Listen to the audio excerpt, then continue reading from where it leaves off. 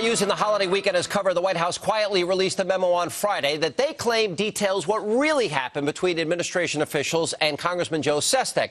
But tonight, brand new questions are being raised about the White House's story. Now, the memo, penned by top Obama lawyer Bob Bauer, alleges that Rahm Emanuel asked former President Bill Clinton to approach Sestak about serving on an unpaid presidential panel. In return, Sestak would have to end his Senate campaign against Arlen Specter.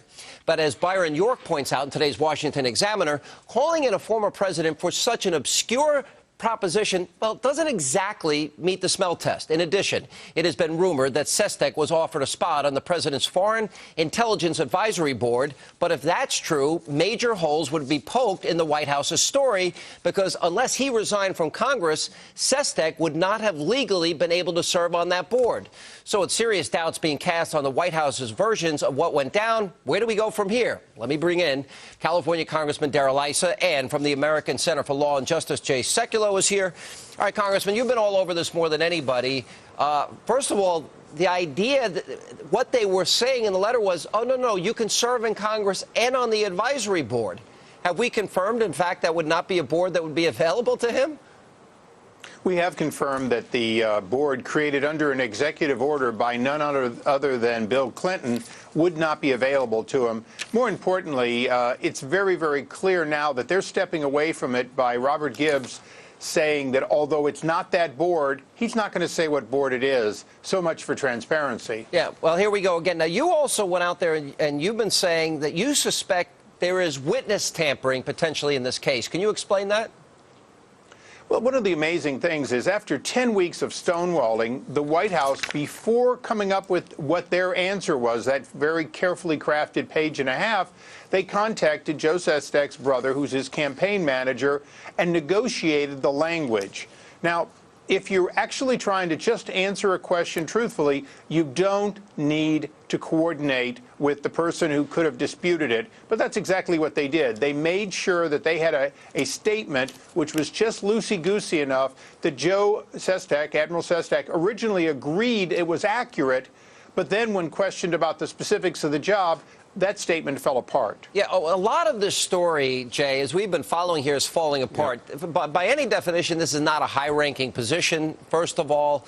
It doesn't seem, as we've been pointing out, to fit Sestak's story nor the administration's story. So where do we go from here? Well, I think what the congressman said is correct, and what we said last week, Sean, when I was on your broadcast, is correct. That one, this position that they were offering him was not something a sitting congressman could even sit on. He couldn't be part of that panel, could not be part of that advisory board. We brought that up last week.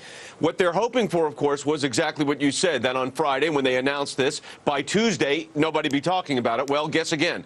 People are talking about it, and people are outraged. But here's where the pressure point has to come on. There has to be a convergence from members of Congress, from both parties, which you're starting to see, and the American people, putting that pressure on either the FBI, the Department of Justice, to open an investigation. You know, if there was nothing to hide here, this is very easy to solve. You bring the congressman under oath, you ask a few questions, and you get the answer. But, Sean, in addition to that communication that went to the brother of Congressman Sestak, you also had former President Clinton in the White House the day before the announcement. Maybe they think the American people are stupid, but they're not. And people realize that there's some orchestration going on here. Jay, let me ask you about this, because we have Jim Messina, President Barack Obama's Deputy Chief of Staff, allegedly also offering a position, something of value. 18 U.S. Code 600 says nothing of value can be offered. It's very clear in the statute.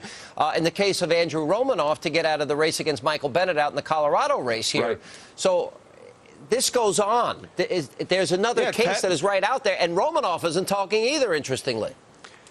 This is Chicago politics. This is business as usual for this administration, and they've made these analogies to other administrations. But the fact of the matter is, they're the ones that hit the high road of transparency. We're going to be open and honest. And there's an if you read those statutes, it's 600, 595, the Hatch Act. It reads almost verbatim as to what happened here. And what you've got is a situation, and it's very clear, the White House interfering with these campaigns, trying to get individuals not to run, basically, you know, with these positions. positions.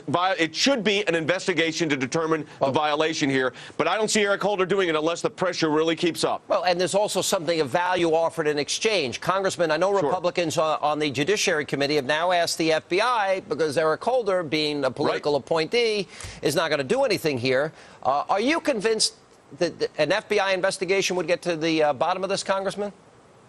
Well, we're convinced that in the past, when the FBI has sent agents in to ask questions and get on-the-record answers, they've typically been very different than the original story coming out of any White House. You might remember the dismissal of the travel office under Bill Clinton. Very different after the White House did their investigation than the FBI did theirs. All right. But, you know, Sean, to a great extent, the one thing we're never going to probably get to the bottom of is what happened to transparency, what happened to integrity in this administration. All right, are you suspicious? Let me put it this way. I want to get the right wording here. That law breaking took place here, Congressman? Sean, it's my job to look for what looks suspicious. And having done this now for almost 10 years in Congress, this looks as suspicious as any other activity I've ever seen. You know, you see a lot of other things circling around, but this one where they're fixing their stories and then their stories still don't work is about as fishy as they come. Jay, real quick, Certainly question. enough to make an investigation, that's for sure. Certainly enough to investigate. All right, guys, we're going to continue to stay on the case. Appreciate you both being with us.